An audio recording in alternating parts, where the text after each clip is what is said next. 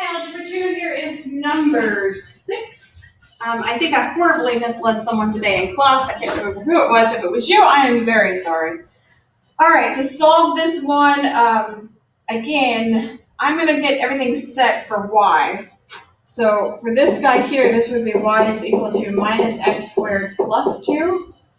For this guy here, I get, actually, that would not be really pretty. If I solve this one for y, I end up dividing by 3 and I get some ugly fractions. So let's start by just plugging this guy in for y here. So I get 3 times negative x squared plus 2 plus x is equal to 8. So this is negative 3x squared. 3 times 2 is plus 6 plus x is equal to 8. So I got negative 3x squared plus x. Moving the 8 over, I get negative 2 because negative 8 plus 6 is negative 2. And then I don't really like having that negative, so I'm going to divide it off. So that would give me 3x squared minus x plus 2 is equal to 0. And so then I think I showed someone in class, oh, well, that's just easy. You can factor that as this. And I think I put a 2 here and a 1 and 3. Negative 3 positive 2. Because that's negative 3x plus 2x. That gives me a negative 1. Problem, though, with that is 2 times negative 1 gives you negative 2. This is not what we need. We need positive 2. If I make them both negative to give this positive 2, then I'm at negative 2 minus 5x. So this guy is not factorable. So my gut reaction is if it's not factorable, what's true? We're going to put it into our quadratic formula. So when we put it into our quadratic formula, we've got x is equal to minus b, so minus a minus 1 is positive 1, plus or minus the square root of b squared, so negative 1 squared, minus 4 times 3 times 2, all over 2 times 3. All right, so looking at our radicand here, discriminant, negative 1 squared is 1. And then 4 times 3 is 12, times 2 is 24. And I get 1 minus 24. That's what's underneath that radical sign. 1 minus 24 is negative. Can I have the square root of a negative number? We can, but it's an imaginary number. So this means for this system, it is no real solution. When you graph this guy, hopefully I have this, remember correctly, I believe it looks something like this, where the line just kind of misses it. It's out here in space. So these two, the parabola and the line, never cross each other. No real solutions.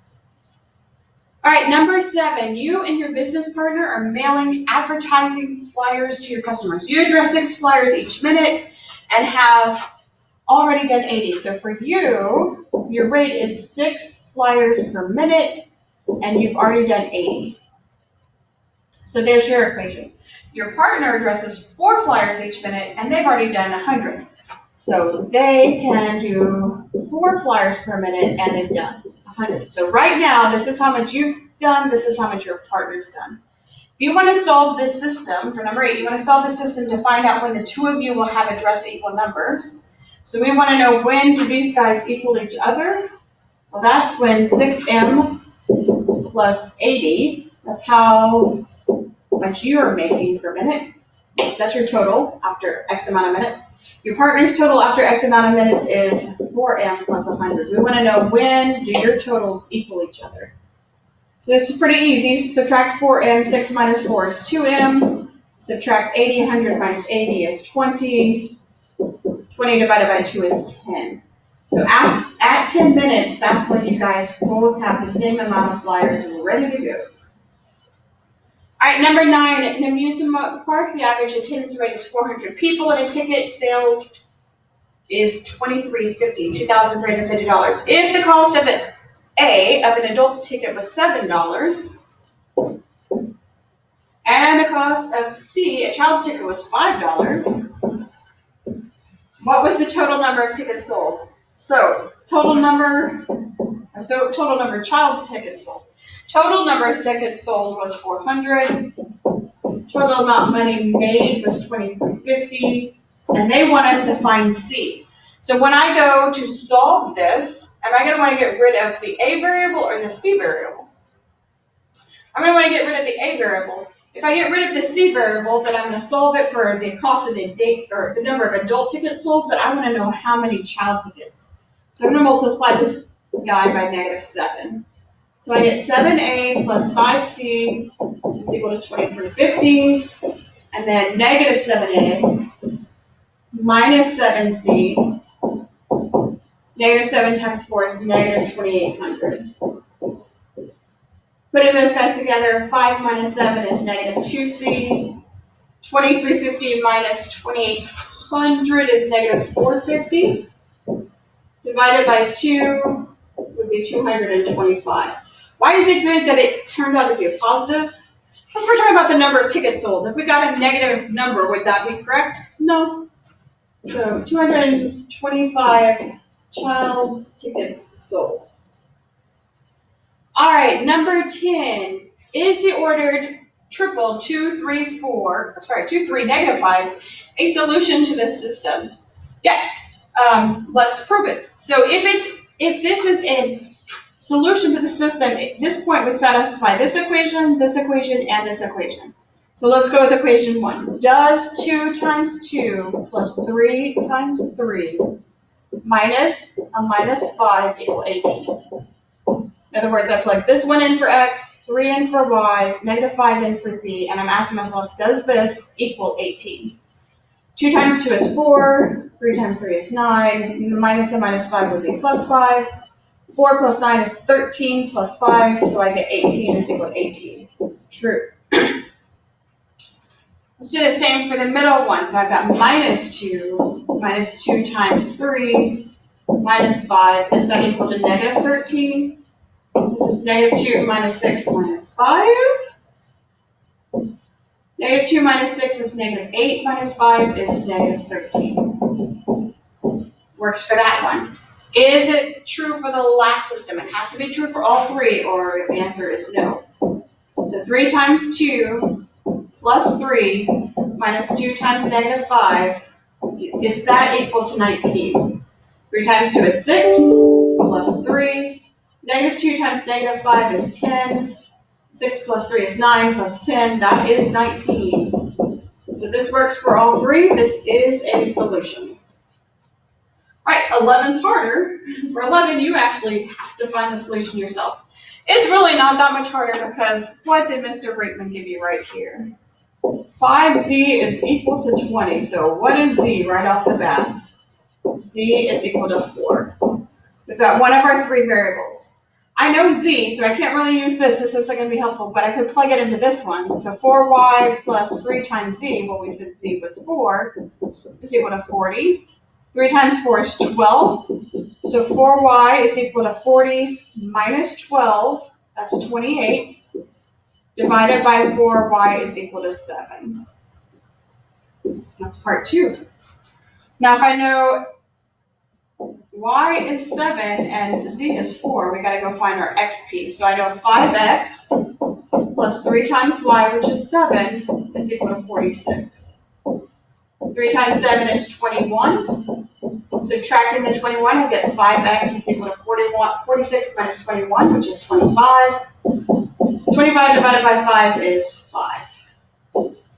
And there is our solution. That's the point where all three of those lines intersect in 3D space.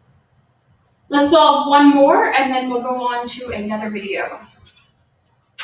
All right, for number 12, this one's harder. We're going to have to do a little bit of work here. First, I'm going to combine the first two triples. So x minus y plus z is equal to -1. X plus y plus 3z is equal to -3.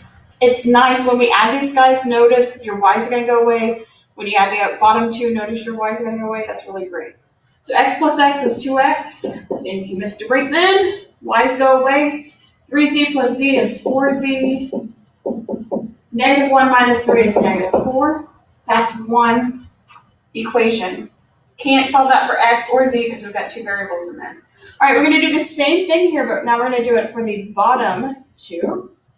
So that's x plus y plus 3z is equal to -3.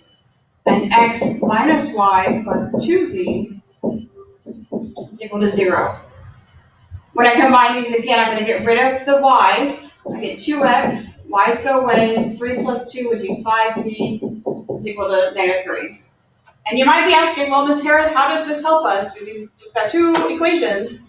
But you're right, I've got two equations, two unknowns. Now I can set that up as its own system.